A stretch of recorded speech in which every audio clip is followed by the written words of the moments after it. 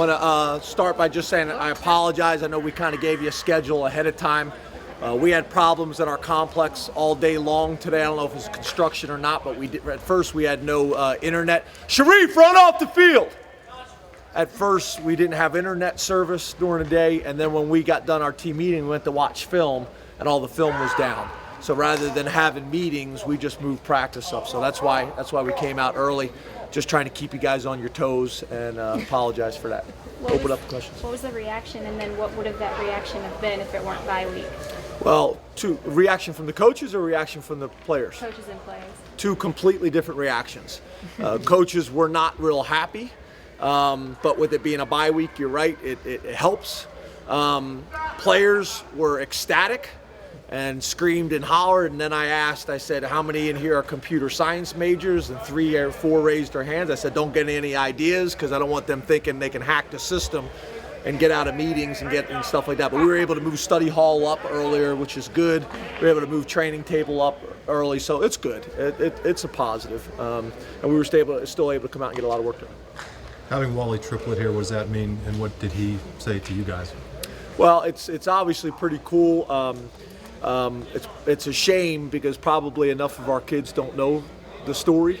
So we went over his story in detail in the team meeting with the guys, kind of give them some perspective. I think, like probably most of us, have heard bits and pieces of the story, but not the whole story. So to hear the story and then see the man in front of you is really pretty cool. And him and his wife being here today was special. And he had an opportunity to speak to the team a little bit. He's from Cheltenham, so we kind of talked about that, which is not far from where I grew up. But really pretty cool. You know, we got a lot of things that make Penn State really unique and special. His story is probably one of the more special stories in our history, and I think it's pretty cool that I guess ESPN's doing a 30 for 30 on the story as well. So exciting. Hey, you guys met? I don't know if I was supposed to release that or not, but there you go. We saw it, so. Okay, good. I said that. I saw a couple people's eyebrows go up. I said, did I just release something I wasn't supposed to? Sorry. We'll find out. Yeah. But no, have you guys met before, or is this your first time meeting? First time. Yeah, Okay. first time. He was interesting. He said a couple things. He goes, you guys are really nice to each other. We hated each other. Talked about how they practiced on Christmas, and that was basically his message, that what was started here a long time ago, it's awesome for him to see that it's still coming together, and that when he was here, it was a different time. Our country was a different time. Colleges were different. College athletics and football specifically, and for him to stand there and look out and to see so many different kids from so many different backgrounds is got to be an unbelievable experience for him. It's got to be an unbelievable experience. So he shared that with us, and then he shared with us that we need a little bit more hate in our hearts and need to practice with a little bit more of stuff and vinegar. Yeah. What did it mean to you personally to meet him? No, it's obviously some things like that. I think for maybe some of the older coaches that maybe kind of have a little bit different, a little bit better perspective. In some ways, probably hits home with a little bit more with us than maybe some of the younger players. They'll get a little bit more perspective the older they get, I think. But yeah, I think to see the first African American or one of the first African American football players to be here, and the history behind the significance of his role here in our program, and then to be the first African American football coach at Penn State, it's pretty cool. It's pretty cool. So, I'm also blessed that at Penn State, when I got the job, it wasn't a discussion. It wasn't something that Penn Staters felt like needed to be discussed, because it doesn't factor in our decision making. We hire people and give people opportunities and admission based on their character and their successes and their history. So I think that's special. But on a day like today, to have him here, it hits home a little bit more with me. Moving to the field, James, obviously. I didn't hear the I'm beginning. sorry, moving to the field, obviously the news about Jordan came out yesterday. How do you plan to replace him, and sort of how has the team reacted to that news? Yeah, obviously Jordan being a tremendous player here for a long time and also being a captain, kind of hits home. We've lost some players. Kaiser's back there talking now, to our guys, and I think, our team have seen guys, either miss opportunities in games or miss seasons and things like that. So it was really hard on Jordan because to know that it's coming to an end for him, or it is at an end, at least at Penn State.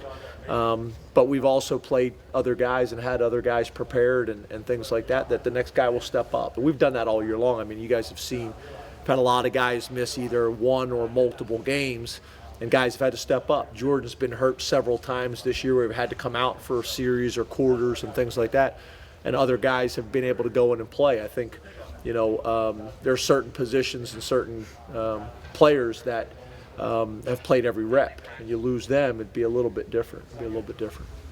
How important is it though for you to kind of have this week to get Malik those extra reps in there, and same thing with Troy? I think it's important, but we haven't been fortunate with that with other positions. Right. So, obviously we have the time, so we'll take the time. But either way, whether it happened in the first quarter or whether it happened, the game before, you still want to be able to, have the next guy as prepared as possible to go into play.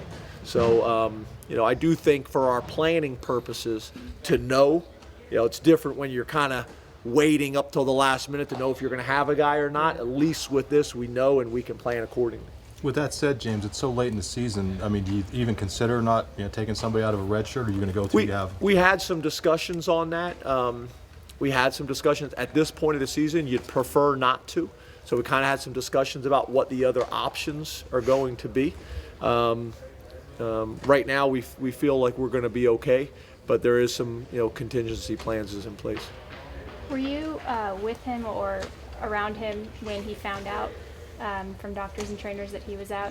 No, and to be honest with you, I was kind of shocked when I heard the final news after he went and kind of got the test results, because he's had some issues and has kind of always come back.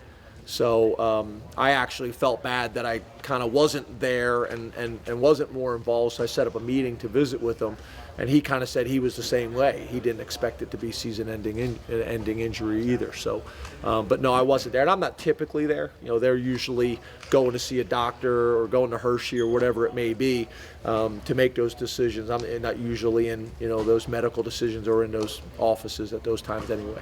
He's a pretty emotional guy. Can you share what you said to him or what he said to you? No, I mean, those things are. He is a very emotional guy. I'm a very emotional guy.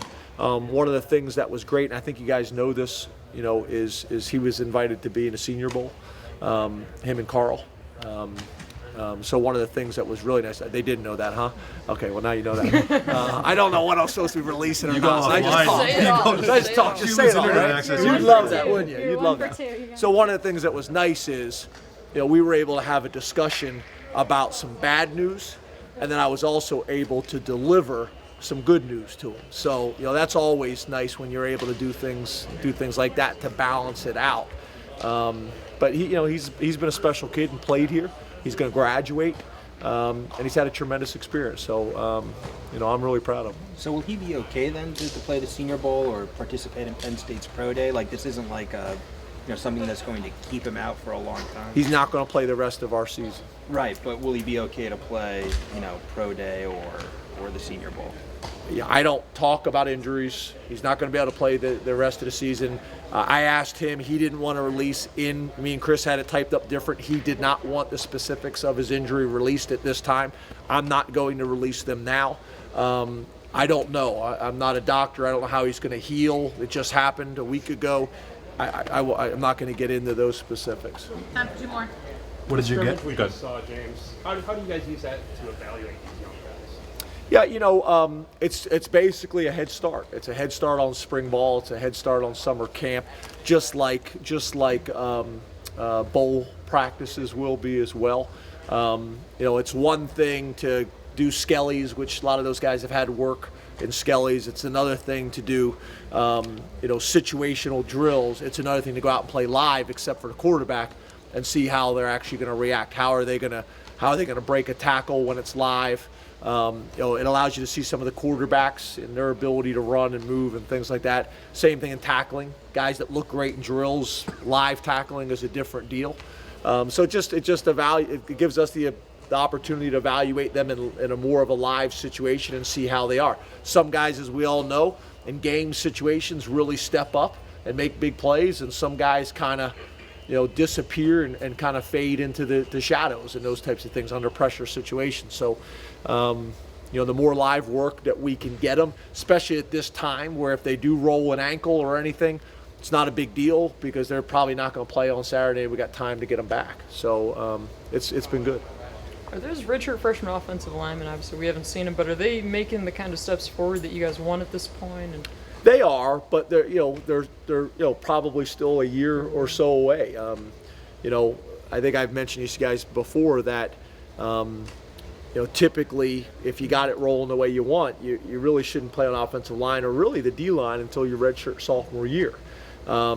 Obviously, if we felt like they were further ahead, then we would be playing in games with a true two deep, and we're not really doing that right now. We're manufacturing a two deep with basically 7 guys. So we feel they still got some work to do. They're making progress and they're doing some wonderful things and some really good things. But like young players, the next play will be a bad play. They're kind of all over the map. They'll do something really good to get you excited, and the next play they'll do something that drives you crazy that young players do from a consistency standpoint. Please jog off the field. Thank you so much. I really appreciate it. See, I'm positive with everybody. Thanks, guys. thank you.